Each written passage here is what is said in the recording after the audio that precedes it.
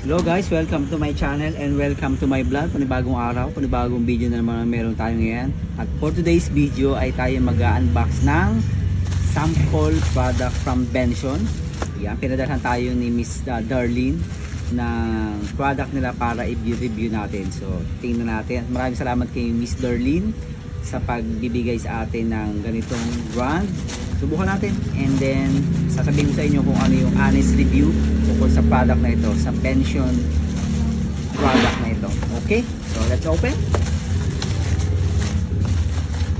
So this one is Benson. So Benson yung kanyang pangalan. 30 watts Gentech, charge up to 2 devices. So pwede siyang dalawa magkasabay. 30 watts gun charging kit. Okay? So may kasama na din siyang cable. Yan. So ito na yung pinaka gun niya. So yan. O diba? And then meron na siyang type A at type C. Hindi sabay. So 30 watts. Ang gamit ko ay itong luma. Ito ay sa Apple ko binili. So may gantong free sa pagka ikaw bibili ng iPad. Actually pang iPad to eh. Ito yung ginagamit ko. Tapos bumili ako natin ito 1,500 sa Apple. So matagal na, siguro mga 4 years ago na. So ito yung ginagamit ko kasi mabagal.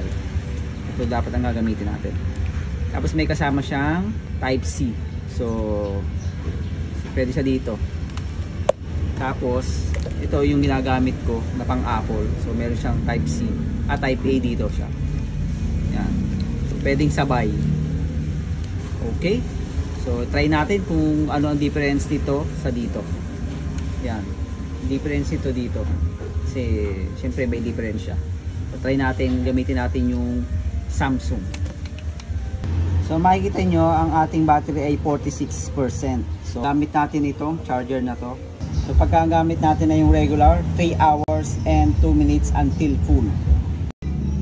Pero pagka gamit natin ay yung Benson, 53 minutes. 53 minutes. So ang gamit natin ay Samsung FE. So yan. So fast charger talaga siya. So good. So ayan, bilhin na po kayo ng Benson. Yes, ang link ay nasa baba. Benson.